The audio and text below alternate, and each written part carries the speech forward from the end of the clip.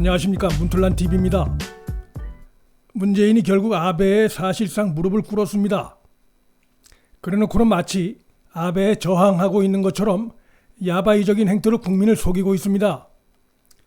문 정권은 17일 모든 옵션을 테이블 위에 올려놓을 수 있다고 밝혔습니다.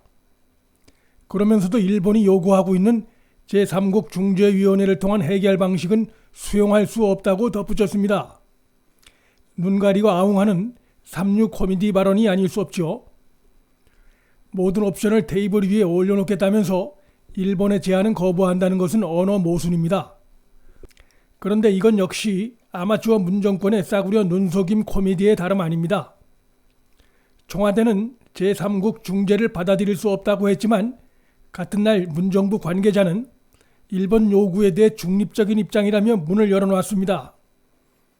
청와대는 지지층을 의식해 자존심을 지키는 척하고 정부가 대신 나서 일본에 협상을 요청하는 오래된 모습입니다.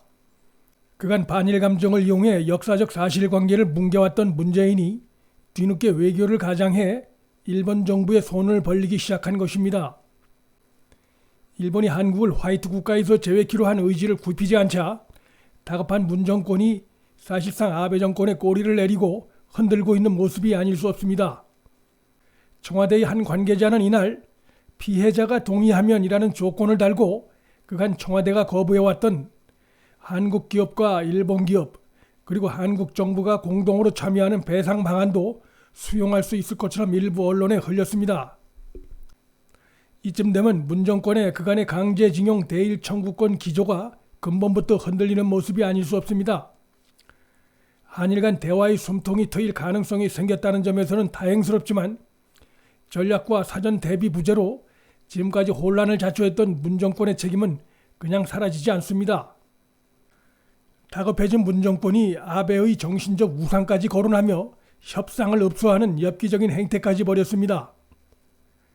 17일 외신 기자회견에서 문 정권은 아베가 가장 존경하는 요시다 쇼인이 살아있었다면 한일 양국의 미래 협력에 동의할 것을 확신한다고 했습니다. 참으로 황당한 얘기입니다. 요시다 쇼인은 한일 양국의 미래지향적 협력을 거론한 바가 없습니다.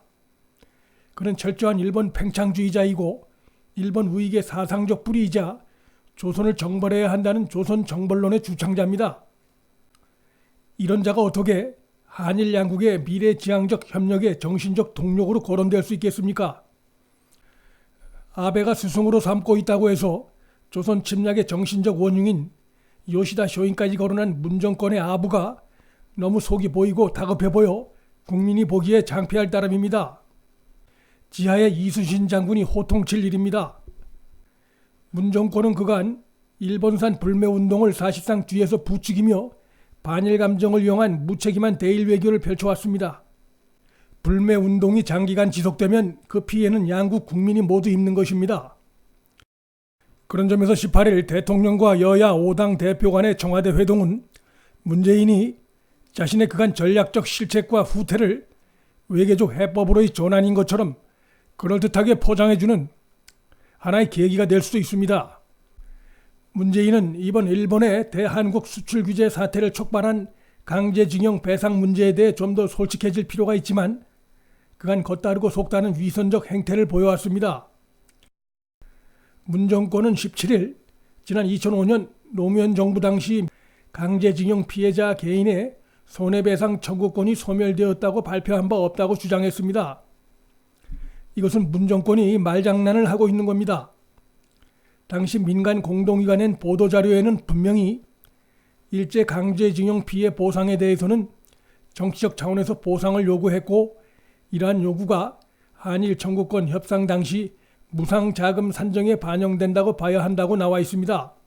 소멸되었다는 표현이 없다는 점을 이용해서 교묘하게 자신의 책임을 회피하고 사실을 왜곡하고 있는 것입니다. 당시 위원회에 위원으로 참여했던 문재인의 이러한 태도는 참으로 비겁한 태도로 아니할 수 없습니다. 그때그때 말이 바뀌는 문 정권은 내로남불 정권이요 종잡을 수 없는 위선적 집단이란 비판이 그래서 나오고 있는 것입니다. 일본 정부를 향해 사실상 꼬리를 내리기 시작한 마당에 문재인이 이 문제를 언제까지나 거짓으로 가리고 가긴 한계가 있습니다. 위안부 문제와 사할린 동포 문제, 원폭 피해자 문제는 포함되지 않았지만 강제징용 문제는 청구권 협정에 포함됐다며 솔직한 자세로 나오는 게 좋습니다. 또한 당시 한국 정부가 협상에서 개인 피해자들에게 미흡했던 부분은 지금 정부가 나서서 해결하는 게 합리적입니다. 노무현 정부가 추진했던 것이 바로 그 방식이었습니다. 노무현 밑에서 그 일을 했던 자라면 욕을 먹으면서까지 할 일을 했던 그런 모습을 좀 배워야 합니다. 아울러 쓸데없이 자존심을 내세우지 말고 무능이 이미 충분히 확인된 강경화, 정경두, 최소한도 이 두 사람은 즉각 교체해야 합니다. 특히 강경화를 교체하는 것은 결코 일본 정부에 굴복하는 것이 아니라 대일외교, 대미외교 강화 차원에서도 꼭 필요한 겁니다. 문틀란TV 여기서 마치겠습니다. 구독 버튼과 좋아요를 눌러주시면 방송 제작에 큰 힘이 됩니다. 시청해주셔서 감사합니다.